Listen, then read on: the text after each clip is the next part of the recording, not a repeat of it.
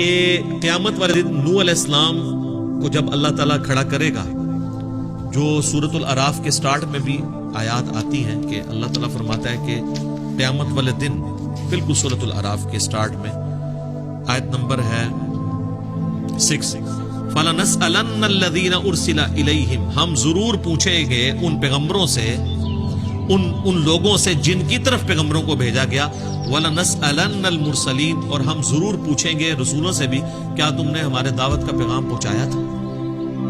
رسولوں سے بھی پرسش ہونی ہے قیامت والے دن، اور امتیوں سے۔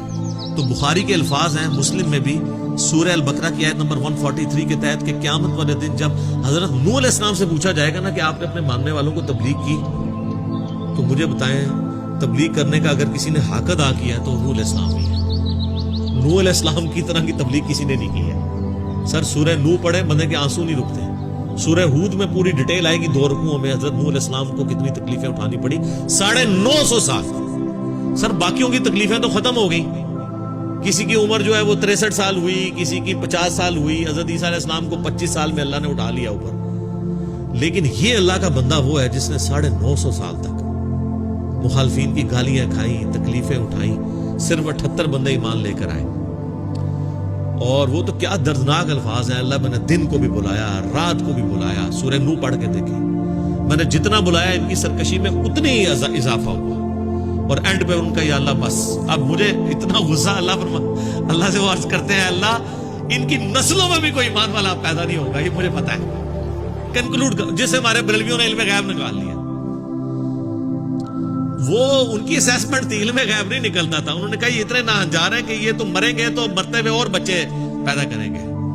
جس طرح باقی بھی تو اسی طریقے سے نا، بریلوی کا بچہ بریلوی ہوتا ہے نا، دیوبندی کا بچہ دیوبندی ہوتا ہے، اہل حدیث کا بچہ اہل حدیث ہی ہوتا ہے۔ بعد میں اللہ تعالیٰ کوئی ہدایت دے دے کسی کو تو وہ فرقہ واریت سے نکلے۔ بخاری کے الفاظ ہیں کہ ہر بچہ فطرت میں پیدا ہوتا ہے، پیدا ہوتے ہیں اس کے ماں باپ اسے یہودی، عیسائی یا مجوسی بنا دیتے ہیں، نصرانی بنا دیتے ہیں۔ تو بخاری مسلم کے الفاظ ہیں، اسی آیت کے کانٹیکسٹ میں امام بخاری اس حدیث کو لے کے آئے کہ نوح علیہ السلام جب کہیں گے نہیں اللہ میں نے پیغام پہنچا دیا، تو قوم نوح کہے گی کہ تیرے بندے نے تو پیغام نہیں ہمارے تک پہنچایا۔ اللہ اکبر، جس کا انکار ہی نہیں سی ہونا چاہیے تھا ان کی قوم انکار کرے گی۔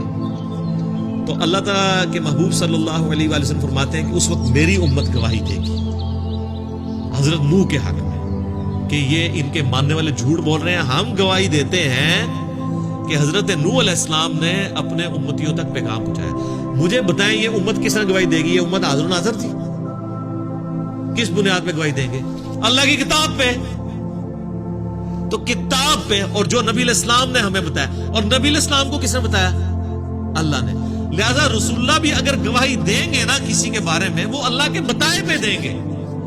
جس طرح وہ تو ہم بھی میرا حاضر و ناظر ہے، نعوذ باللہ، ہم بھی گواہی دے رہے ہوں گے کہ نوح علیہ السلام، میں نے تو نہیں دیکھا کسی ویکیا، میں نے نہیں کوئی ویکیا، ہم علم کی بنیاد پہ گواہی دے رہے ہوں گے۔ تو رسول اللہ بھی اس علم کی بنیاد پہ جو اللہ نے ان پہ نازل کیا۔ سورہ یوسف کا آغاز ہی اس سے ہوتا ہے کہ نبی ہم نے حضرت یوسف کا تم سے واقعہ بیان کرنے لگے ہیں، آپ اور آپ کی قوم لا علم تھے، غافل تھے اس قرآن کے نزول سے پہلے کہ یوسف علیہ السلام کیوں جو ہے وہ یروشلم سے مصر تک پہنچ گئے تھے۔